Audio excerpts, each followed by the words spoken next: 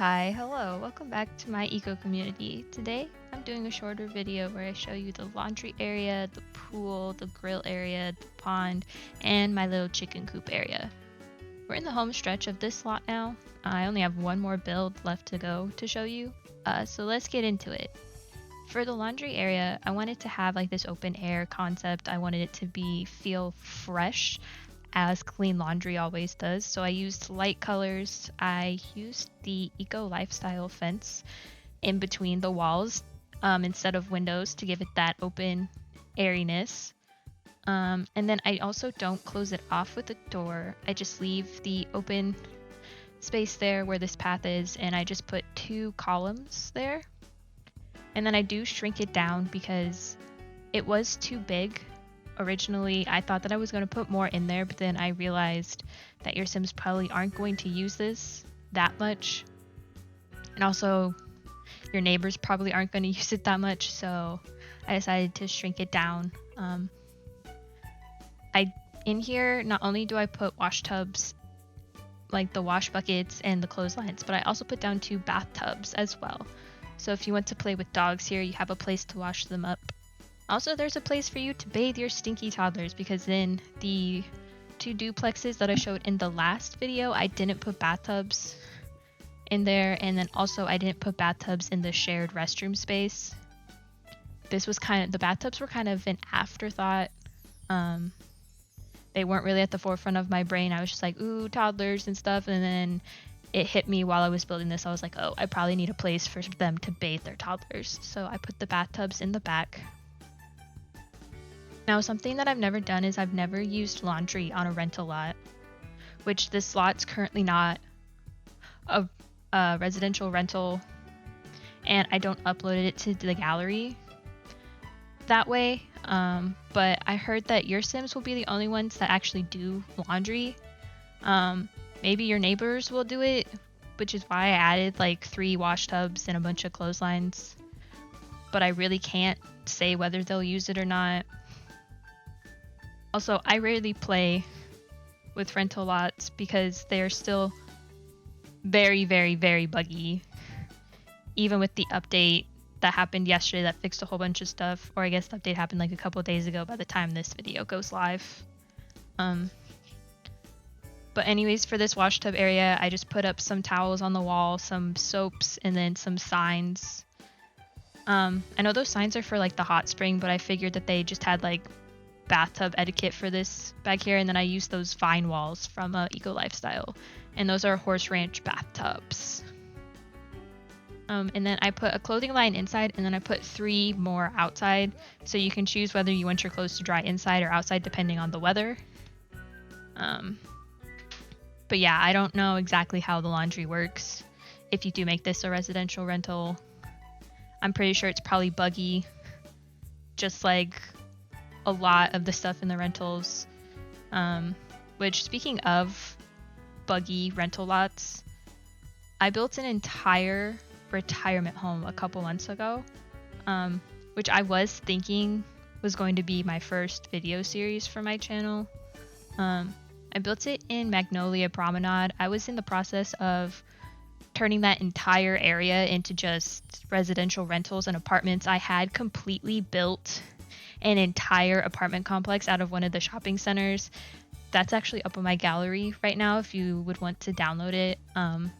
But I was really loving the retirement home I was building. I had built 4 bedrooms already, and they each had like different characteristics to them. I had all the stories figured out in my head. I was really excited and passionate about what I was doing. And so I had saved it and everything, and then I came back the next day, and the world was fully corrupted. Like, I cannot access that world at all whatsoever. Anytime I try to go there, it's just a white, bright screen. In fact, unfortunately, Magnolia Promenade is corrupt in every single one of my save files now. And I only put residential rentals in my build save, which is where I built this originally. So I cannot access it at all, which is very upsetting because I didn't think to back up the building and just like save it to my gallery so I could just upload it somewhere else and finish it. So that building is completely lost, which is just fantastic. So basically I have sworn off building my own rental lots. I just build them as regular residential lots, and if I choose to upload them, I upload them as just regular residential. So if you want to change it into residential, you're more than welcome to. But if any of you happen to know how I can fix that, please let me know. I've tried all the Googleable like hot fixes for it. I've tried repairing my game multiple times. I've tried taking out save files, putting save files back in, and taking out all of my save files and opening up the world with no save files or anything, just like an empty save file, and it still doesn't work. So if you have any tips or anything at all to get that fixed, please let me know. Any help is appreciated. But right now I'm just finishing up the grill area. I'm using the same flowers, trees, and bushes that I've been using. There's just 2 grills, 2 picnic tables, and then a little campfire area. So your Sims neighbors can grill you meals every hour of every day. Because apparently NPCs just love to grill things non-stop. And then decorations for these picnic tables. I was kind of struggling with it for a little bit because I wanted to put like ketchup and mustard on the tables. But then for some reason that just didn't seem practical to me. So I was like, nah, we're going to put paper towels on the picnic tables instead, which physics, they would get wet when it rains because in Hempford on Bagley, it just pours and rains constantly all the time. So those paper towels would be soaked all the time. But for some reason, I thought it was more practical than having that little ketchup, mustard, and napkin display because that one looked a little too fancy for the picnic tables, but the paper towels looked more natural, I guess that's the word. But anyways, moving on. I am working on the pond up front now, and this is the first time I've built a pond in this game where I liked it on the first try. I was actually surprised that I got it to look how I wanted to right off the bat, because normally I have to build it, fill it up with water, I hate it, I reverse, I build it again, I hate it, I take it down, and I try multiple times until I give up. But I was determined to put a pond here because I didn't know what else to put on this lot, because I already had a plan for that empty back corner, and I didn't want to build something here to block the entire view. So I was like, I need to put a pond and I'm going to figure this out. And luckily I did. I used the scummy water texture. I filled the place with plants. I used these flowers from the romantic garden stuff. I think they look really nice actually. They kind of remind me of those cattails that I already have dotted around, but just like fancier versions of them. I know that's not what they are. But it added more height around the pond, which is what I wanted. I add lily pads around, even the ones that like the frogs sit on. I have the log that the turtle sits on, and then I put fireflies and fish and ducks and tadpoles into the water. I also have that sign where I believe that's the active fishing sign, so your Sims can fish. And then I also added mosquitoes as well. And then we're going to be adding a tree here. I did put the one from Horse Ranch at first, and then I get rid of it and I put the I believe it's just the base game one. Yeah, I put the base game tree here instead. And then for a while I dig through debug to find a dock, and I didn't care which dock it was. I just wanted like a dock that would fit in the pond, and it happened to be this broken one, which wasn't what I was going for, but it was the first one that I saw that actually fit, and I was kind of tired of digging through debug for one. So we just go with that one, and honestly I think it adds a bit of character, and I mean your Sims can't use it anyways, so it doesn't actually matter all that much. But now we're going to be moving on to the chicken coop portion of the build. I add 3 different chicken coops back here in the back of the lot. I put a hedge fence around them.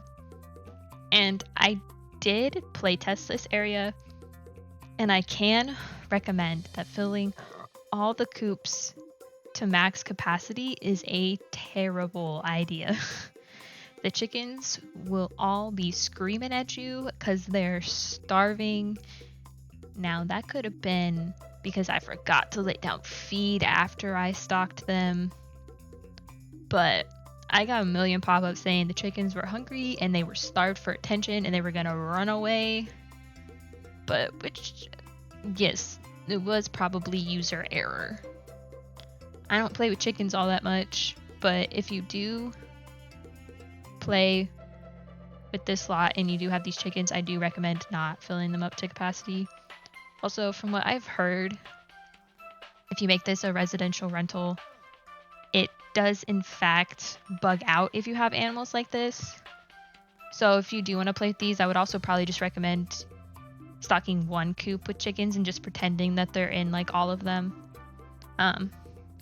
But I do cover the ground with 3 different terrain paints, and then I put the base game grass, and then I put these hay bale seats down. I did think about putting the prairie grass down, but I decided against it because I don't think the chickens actually eat it or do anything with it. But I do put these seats down, and then I believe I get some outdoor retreat, outdoor lampposts, I believe. Yeah. Because I thought they fit the area aesthetic really nice. And then I will now be moving on to the swimming pool, which for a while I wanted a swimming pool on this like lot somewhere, and I do for a little bit. Like, I'll put the pool down here and then I will take it away because I sit here and I debate with myself for a little bit. I'm like, does having a pool across from the chicken coop even make any sense? And then I look in that empty space and I'm like, no, I want to put a community center there. So I make it work in the end. Would you want to be swimming next to some stinky chicken coop? Probably not, but this is The Sims, so they don't really care. But I do fix the path multiple times because it has to be even, at least on the top up there, to make sense. But I do make the pool this size. I put the pavement here. I moved the chicken coop door so it lines up with that little gap right there. And I put some hedges down. And then I put the dark blue pool tile in there to make the water like a nice deep blue color. I add the get together water texture. It's the only water texture I really use in pools because it just looks so like refreshing to like jump in. Like, it just looks like a pool you just want to dive into. And I also just put some floaties in there and I call it a day. I do know that those hedges behind the pool are uneven and it bothers me, but I pretend that they're even because you can't really tell. But we have basically reached the end of the video. I'm just going to finish putting the pool floaties in here, and then we are going to be adding in the dumpsters by the playground area. And yeah, that's it for this portion of the speed build. I know this one was really short, but the next one's going to be a bit longer because it is the community center. Thank you so much for watching this short build and listen to me ramble for like 15 minutes. As always, this build is available on my gallery, and that info is going to be in the description down below. I hope to see you guys for the final episode. Bye!